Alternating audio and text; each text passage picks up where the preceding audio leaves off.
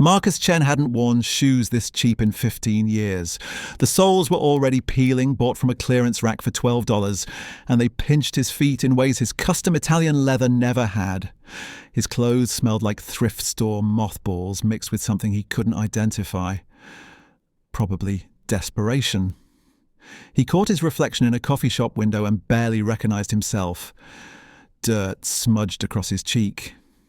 Hair deliberately unwashed for 3 days. A beard he'd let grow scraggly and unkempt. He looked like someone the old Marcus would have walked past without a second glance. That was exactly the point. Marcus Chen was worth $4.2 billion. He'd built a tech empire from his college dorm room, sold it before 30, and spent the next decade investing in companies that turned into household names. He owned properties in 7 countries. His watch collection was worth more than most people's homes, and in 3 weeks, he was supposed to marry Victoria Ashford, a woman he'd been with for 2 years, a woman who said she loved him for who he was, not what he owned.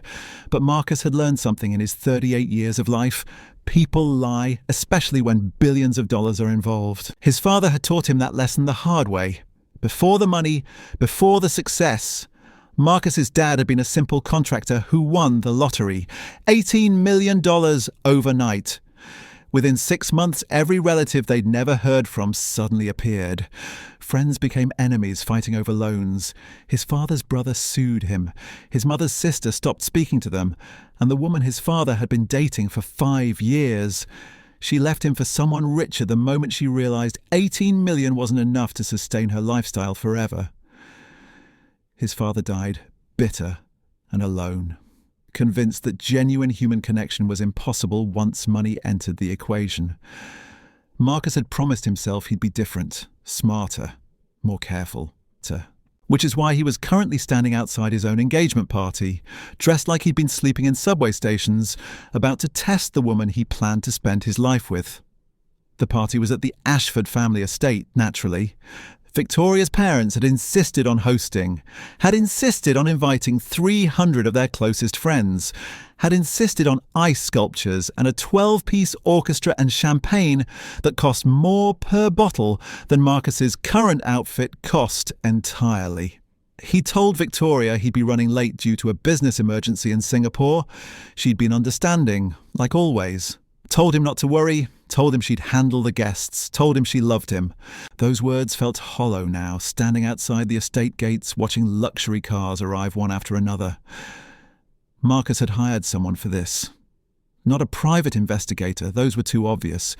Instead, he'd found someone through less conventional channels. Someone who could make him disappear from his own life for exactly 1 week.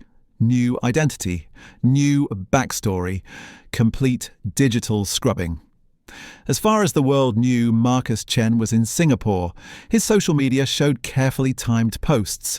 His assistant had instructions to maintain the illusion. Even his security team believed he'd left the country. Only one person knew the truth. His lawyer, who'd been with him since the beginning and who'd argued against this plan for 3 straight hours. "You're going to destroy your relationship over paranoia," Robert had said. "Or I'm going to confirm my relationship is real," Marcus had countered. Now, watching another Mercedes pull through the gates, Marcus wasn't sure which outcome he actually wanted. The plan was simple in theory, complicated in execution. He'd approach Victoria as a homeless man, seeking help, nothing elaborate, just a stranger asking for basic human kindness. Would she see him as a person worth acknowledging? Would she offer help, even something small? Or would she do what he'd watched countless wealthy people do? Look through him like he was invisible, another piece of urban debris cluttering their pristine world. He'd witnessed Victoria's public persona, the charity galas where she gave speeches about helping the less fortunate, the fundraisers where she smiled for cameras while writing checks to homeless shelters, the Instagram posts showing her volunteering at food banks, always perfectly lit, always carefully curated. But Marcus had learned that public generosity and private character were often completely different things. His phone buzzed. A text from his assistant, maintaining the charade. "Singapore meetings confirmed for tomorrow morning, your time. Victoria called asking when you'd be back." Marcus silenced the phone. Through the estate gates, he could see the party in full swing. String lights wrapped around ancient oak trees, guests in designer clothes mingling on the marble terrace, waiters circulating with champagne and hors d'oeuvres that probably cost more than most people's weekly groceries. And there, in the centre of it all, was Victoria. She wore a dress that shimmered like liquid silver. Her dark hair was pulled back in an elegant updo. She laughed at something someone said, her hand resting gently on an older woman's arm. She looked radiant, perfect. Exactly like the woman he'd fallen for 2 years ago at a charity auction where she'd outbid him for a painting, then offered to share it because, as she'd said, beautiful things shouldn't be owned by just one person. That moment had felt genuine, real. Like maybe his father had been wrong about people and money. But Marcus had also watched his father fall for beautiful lies. He took a breath, adjusted his grimy jacket, and started walking toward the service entrance where delivery drivers were bringing in additional supplies. Security was tight at the main gate, but service entrances always had gaps. People who looked like they belonged in the background rarely got questioned. What Victoria did in the next hour would determine everything. Not just their engagement, but whether Marcus's cynicism was justified or whether hope still had a place in his carefully guarded heart. He was about to find out which version of Victoria Ashford was real. Marcus slipped through the service entrance behind a catering van. Nobody looked twice at a homeless man hovering near the loading area. Invisible, just like he'd planned. The kitchen staff moved in choreographed chaos, plating appetizers, pouring wine into crystal glasses that caught the light like captured stars. He watched through the doorway as Victoria circulated among her guests, playing the perfect hostess with practiced grace. His chest tightened. She was good at this. Too good, maybe. A security guard appeared at the kitchen entrance, scanning the staff with bored efficiency. Marcus turned away, pretending to examine a discarded cardboard box. The guard's radio crackled. He moved on. Time to commit. Marcus walked toward the terrace where guests mingled under those twinkling lights. Each step felt heavier than the last, like approaching a cliff edge in darkness.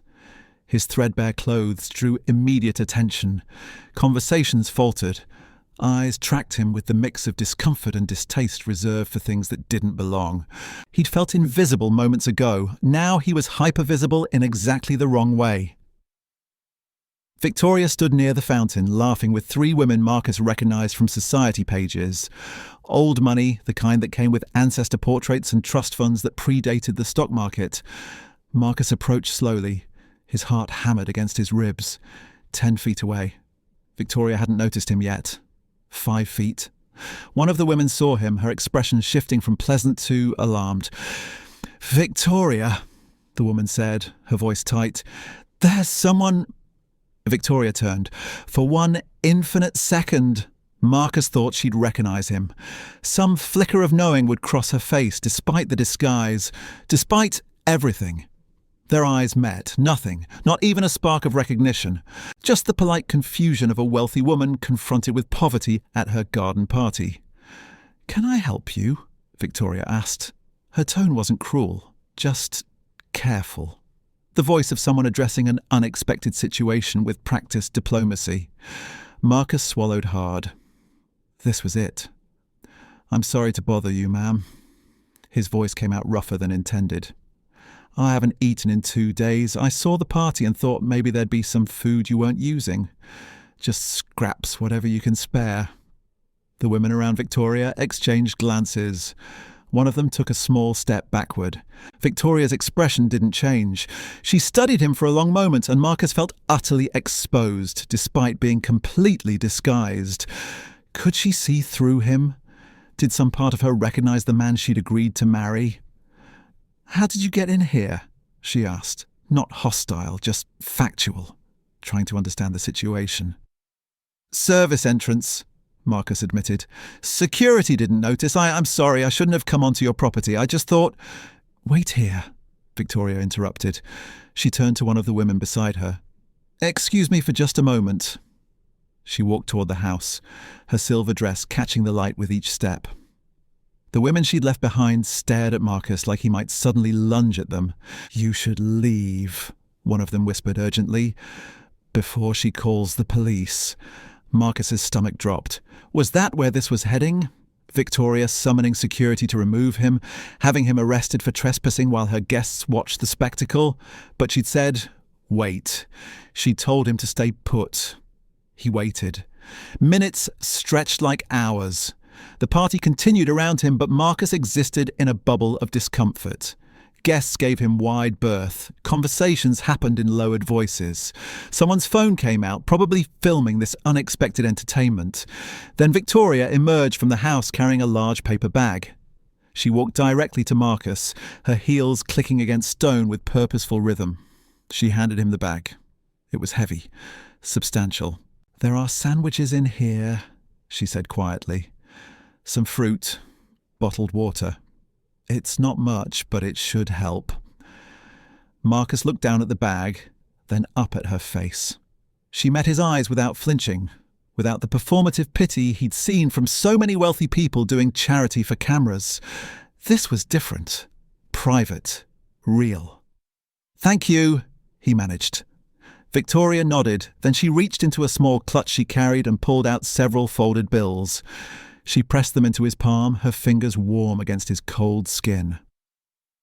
"There's a shelter on Maple Street," she said. "About 2 miles east. They'll have a bed for tonight and can help you figure out next steps. This should cover a cab to get you there." Marcus stared at the money in his hand. $200, maybe more. "I can't take this," he said, the words coming out before he could stop them. "Yes, you can." Victoria's voice was gentle but firm. "Everyone deserves help when they need it. No shame in accepting kindness." One of the women from before appeared at Victoria's elbow. "Victoria, darling, you're missing the toast. And should we call security to escort her?" That won't be necessary," Victoria said, not taking her eyes off Marcus. "He's leaving now." But her tone wasn't dismissive. It was protective, like she was shielding him from the judgment radiating from her guests. Marcus clutched the bag and the money. His throat felt thick. "Why?" he asked. Victoria tilted her head slightly. "Why what?" "Why help me? You don't know me. I crashed your party. I could be anyone." Something shifted in her expression. A softness he recognized from quiet moments they'd shared. From mornings waking up tangled together, from late nights when guards dropped and truth lived in the spaces between words. "Because you're a person who needed help," she said simply. "That's reason enough." She turned back toward her guests, back toward the party and the life she'd built, leaving Marcus standing there with a bag of food and cash burning in his palm, and a question he hadn't expected forming in his mind. What if he'd been wrong about everything? Marcus stood frozen on the manicured lawn, watching Victoria disappear back into the golden glow of her party. The bag of food hung heavy in his left hand. The cash felt like fire in his right. Around him, the party resumed its rhythm as if he'd never existed, as if the past 5 minutes had been some collective hallucination the guests were eager to forget. He should leave, walk away, take the charity and the cab fare and the address of the shelter, and rebuild whatever remained of his shattered life. That's what normal people did. They accepted help, said thank you, and moved forward without looking back. But Marcus couldn't move, because something was wrong with the picture Victoria had just painted. Something didn't add up in the careful way she'd handed him money while maintaining distance, the gentle dismissal disguised as protection, the kindness that felt rehearsed despite its apparent sincerity. She called him a person who needed help, not Marcus, not someone she recognized, just a generic person, a stranger, a problem to be solved with sandwiches and cab fare and directions to a shelter 2 miles east. He looked down at the bills in his hand. They were crisp, new, probably withdrawn from an ATM that morning specifically for tipping valets or coat check attendants. Not the kind of money someone grabbed on impulse. Victoria had gone inside, collected food, and retrieved predetermined cash as if she'd been expecting to encounter someone exactly like him. The women who'd confronted him earlier were watching from beside the ice sculpture, their expressions a mixture of disgust and morbid fascination. One of them whispered something that made the others laugh, sharp and cruel. Marcus made a decision that was probably stupid, possibly disastrous, but absolutely necessary. He walked back toward the house. A security guard materialized in his path immediately, hand raised in a gesture that was polite but immovable. "Sir, Ms. Chen has given you everything she can. It's time to go." "I need to talk to her," Marcus said. "Just for 1 minute. Please." "Not possible. The party's in full swing, and Ms. Chen has guests to attend to. You've been very generously helped now." "Tell her Marcus Reeves is here." The guard blinked. "Excuse me?"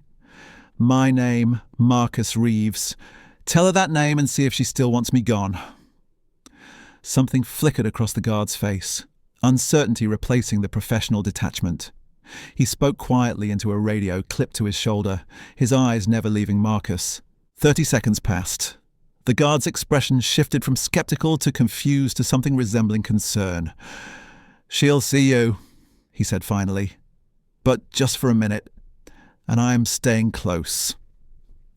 The guard led Marcus around the side of the house, away from the party to a small door that opened into what looked like a mudroom. Victoria was waiting inside, her back pressed against a counter, her arms crossed protectively over her chest. The guard positioned himself just outside the door, visible through the glass. Victoria's composure cracked the instant they were alone. Her face went white. Her carefully constructed poise shattered like the champagne flutes her guests were toasting with 30 feet away. "How dare you use that name?" she whispered, her voice shaking with something between rage and terror. "How dare you come here and—" "It's actually me," Marcus interrupted. "Victoria, it's me. I know I look different. I know this seems impossible. But it's really me." She shook her head violently. "Marcus Reeves is dead. He died 3 years ago. I went to his memorial service. I watched them scatter his ashes. You're some con artist who did research and thinks you can—" "You have a scar on your left shoulder from when you fell off your bike trying to impress your older brother when you were 9. You hate cilantro, but pretend to like it because it's in everything at nice restaurants. You count stairs when you climb them, always have some weird anxiety thing you've never told anyone about except me. Your middle name is May, after your grandmother, and you cried for 3 days when she died because you'd been too busy with work to visit her the month before." Victoria's breathing became shallow, rapid. "Anyone could find that information. Anyone could—" "The night before I left for Afghanistan, we had a fight in your apartment. You said I was choosing the military over you, choosing some misguided sense of duty over building a real life together.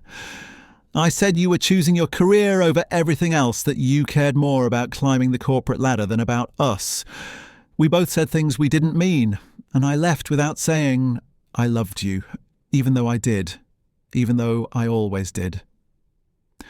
Tears spilled down Victoria's cheeks, destroying makeup that probably cost more than Marcus's monthly income used to be.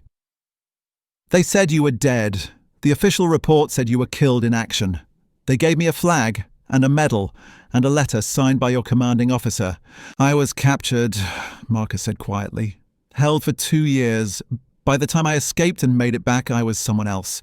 Broken. They discharged me with PTSD and a medical pension that barely covered rent. I couldn't face you like this. Couldn't let you see what I'd become. So you just let me believe you were dead?" Her voice cracked. "You let me grieve. Let me move on. I thought I was protecting you." Victoria laughed, bitter and sharp. "Protecting me? God, Marcus, do you have any idea what these 3 years have been like?" The question hung in the air between them, heavy with all the grief and anger and love that hadn't died despite every attempt to bury it. Outside, the party continued.